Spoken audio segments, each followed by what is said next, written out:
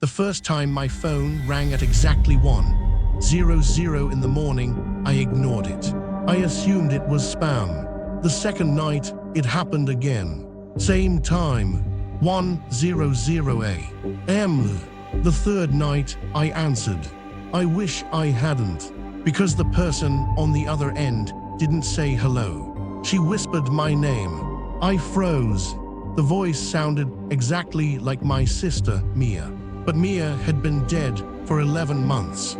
I stared at the screen, waiting for the call to end. Instead, the voice whispered again, "Ethan." Then there was silence. I didn't know what frightened me more, the voice itself, or the fact that she knew I was awake. I hung up. Immediately, the phone rang again. Same number. I rejected it. It rang a third time. I turned the phone off completely and placed it face down on the table. 5 minutes later, something vibrated against the wood. The phone was still turned off. I didn't touch it. I just watched it. Then the vibration stopped. A few seconds later, my laptop turned on by itself. The screen showed a video file. I had never seen the file before. The file name was a date. The date Mia died. My hands were shaking when I opened it. The video showed my sister sitting inside her car. She was alive. She looked tired, but she was smiling at the camera. I recognized the parking lot immediately. It was the hospital where she died. Then Mia looked directly into the camera and said, "Ethan, don't come looking for me." The video ended. I watched it again and again. There was something wrong with it. Mia's lips moved slightly before the audio started. I turned the volume down and watched her mouth. She was saying something else, something the recording hadn't captured. I slowed the video down. Her lips formed 4 words. "He's behind your door." I stopped breathing. Slowly, I looked toward the bedroom door. It was closed. I hadn't heard anything. Then came a soft sound from the hallway. 3 knocks. I didn't open the door. I called the police. While I waited, my phone suddenly turned itself back on.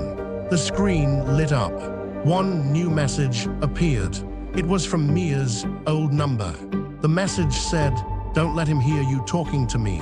I didn't reply. Instead, I called Mia's old number. It rang once, twice. Then someone answered. I heard breathing. Not Mia's breathing. Someone else's. A man whispered, "You shouldn't have called this number." I asked who he was. He didn't answer. Instead, I heard a door open somewhere near him. Then he said, very quietly, "Ethan, turn around." I didn't. I stared at the bedroom door. Something moved underneath it. A shadow passed slowly across the gap. I dropped the phone. The call stayed connected. The man whispered something I almost couldn't hear. "He knows you're listening." Then the line went dead. I waited for the police in complete silence. 20 minutes later, they arrived. There was nobody outside my apartment. One officer checked my phone. The call history showed nothing. No incoming calls. No outgoing calls. The video file on my laptop was gone too. I started wondering if I'd imagined everything. Then the officer noticed something beside my bedroom door. A small scratch in the paint. The scratch looked like someone had tried to push something thin between the door and the frame. The officer examined it carefully. Then he looked at me and asked, "Has anyone else ever had a key to this apartment?" I said no. My landlord had given me the only copies. The officer asked where my landlord lived. I gave him the address. Before he left, he told me to stay somewhere else that night. I agreed. But as I packed a bag, I found something inside my closet. A small black phone. It wasn't mine, and the battery was still at 90%. The phone had no lock screen, no apps, just one video. I opened it. The footage showed my apartment hallway. The recording was live. I could see myself standing in the bedroom. The timestamp in the corner read 1:00 a.m. Then I realized something. The video wasn't showing the hallway outside my apartment.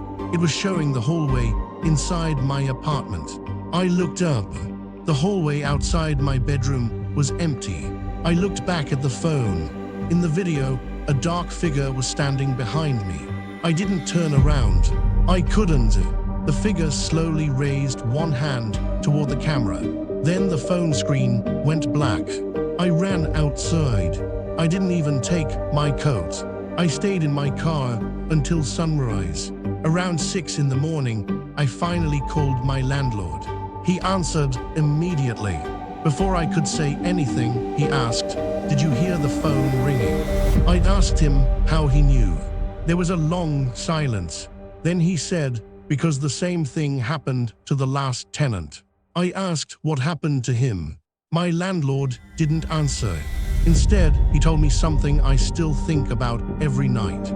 He answered the call. I moved into a hotel that morning. I never went back alone. The police searched the apartment again, but they found nothing. No hidden camera, no second phone, no sign of anyone entering. The landlord changed the locks. He even offered to let me break the lease without paying anything. For several weeks, nothing happened. I started to believe it was over. Then one night, at exactly 1:00 a.m., my new phone rang. I stared at it for almost a minute. I didn't answer. The call stopped. A message appeared instead. It was only one sentence. "Good choice." I didn't sleep that night. The next morning, I called the number. It was disconnected. I searched online for Mia's old phone number. Nothing. I searched the date from the video. Nothing.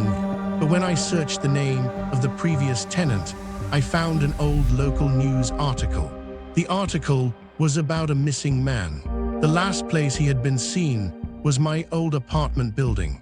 The photograph attached to the article was blurry, but I recognized the face immediately. It was the man from the phone video, the man who had told me not to answer the call. The article was 12 years old. The man had disappeared without a trace, but the photograph looked exactly like the man I'd heard on the phone. Same face, same voice, same apartment building. I thought I finally understood what was happening. Then I noticed the date of the photograph. It had been taken 20 years ago. That night, I received one final call. 1:00 a.m. I watched the screen ring. This time, I didn't answer. After a few seconds, the call stopped. Then my phone received a voicemail. I played it. There was only silence for 10 seconds. Then I heard Mia's voice. "Ethan, thank you for not answering." I started crying. Then she whispered one final sentence. "Now he can't get through." I changed my number the next morning. I moved to another city a month later. I haven't received another call since. But sometimes, at exactly 1:00 a.m., my phone wakes up for no reason. The screen stays black. No notification. No missed call. Nothing. And every time it happens, I remember what Mia told me. He can't get through. I just never found out what she meant by through.